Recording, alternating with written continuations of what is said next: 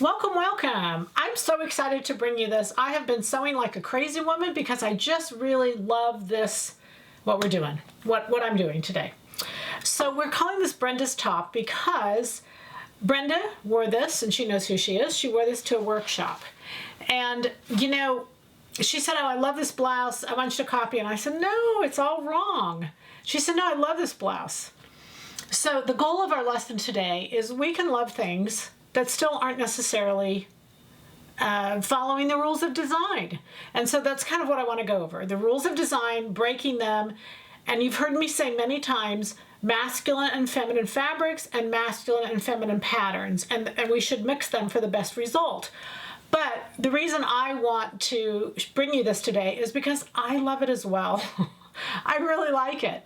Obviously, it's not this exact shirt. I went through, measured her shirt, yada, yada. So Brenda, this is for you because I love this. But I do want to point out to you why it breaks the rules and, go from there. And so I made me a twin one so that if you want to, and then you can compare the difference. Okay, so first off, let's start with plaid is a masculine fabric, meaning the lines are linear. That's it. That's plaid, linear. Linear versus roses and paisleys and things like that. Those are feminine fabrics. So anytime you deal with ruffles, ruffles are feminine and shouldn't be done in plaids. However, here we have it. And like I said, I like it. So I want to go over kind of how we did it. Plaids are just everywhere for fall. They're really fun, especially in this case. You can really see there's no real alignment necessary. I mean, you can if you want. I match the sleeves, I match the side seams, yada, yada. But it's not really important. I put the front facing on a bias, and the collar doesn't have to match anything. So let's kind of go through it. First off, I started, the plaid is 2814.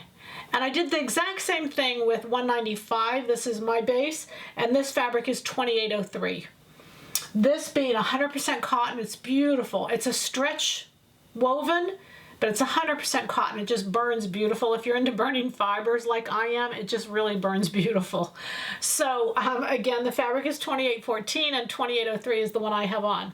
So I did the same thing with ruffles. You can just do a V-neck. I just wanted to show you some variations of sleeve versus no sleeve, what you could do with all of that. It's just really a lot of fun to do what you want.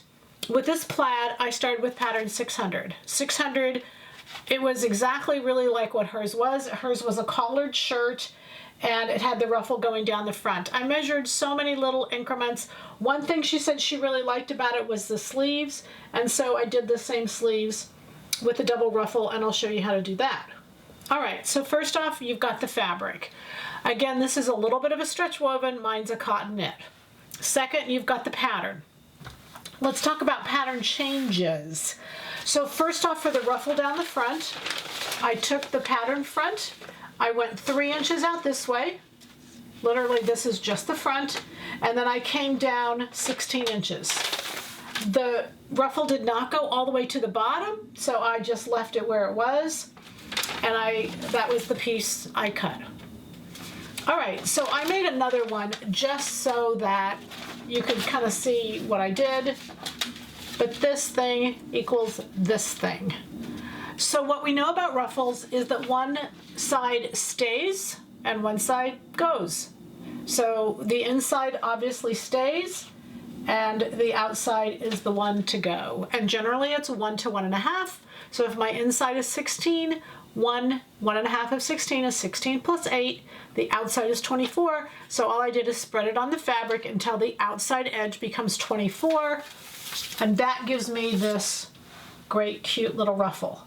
Now, because there's 3/4 of an inch difference between the two, I didn't even cut another one. I just cut one out.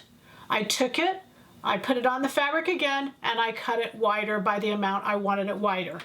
Don't make it, any more labor intensive than you need to. Just keep it simple. That will do the front for you. Just the way the blouse is made and the way the ruffle is tucked into the facing, that's all in the pattern. All of that's in the pattern.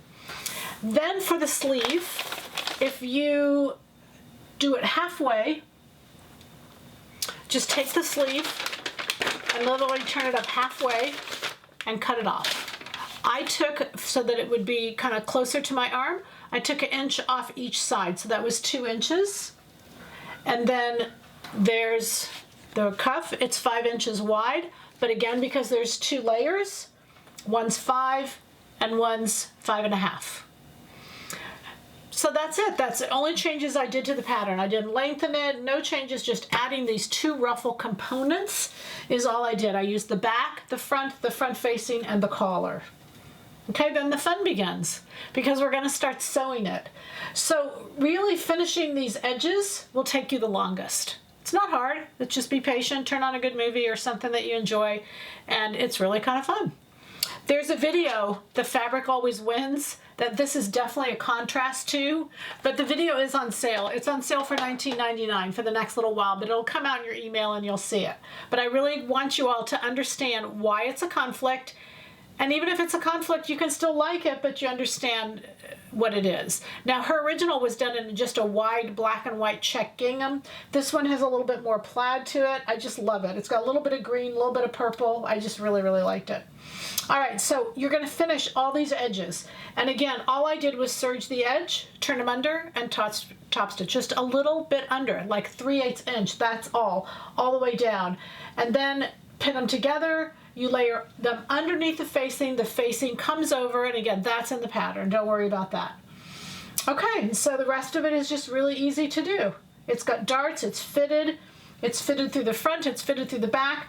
The only thing I really wanted to show you that was kind of fun that I did is if we turn it around to the back, you can see that when the collar folds over, it matches all the way down. Isn't that cool?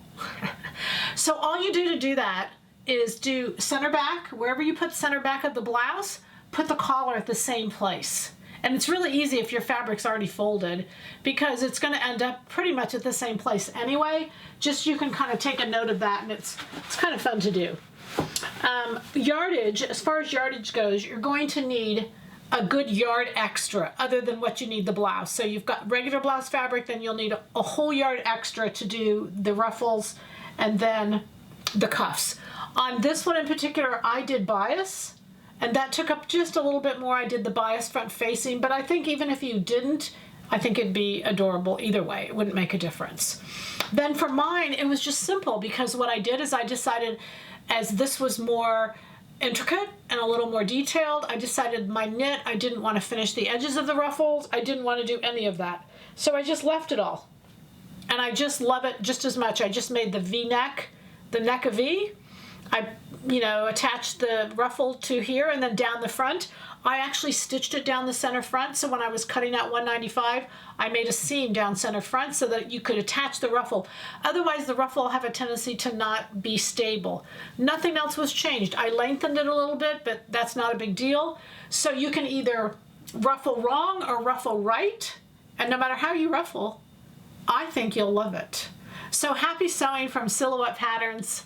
Thanks for watching.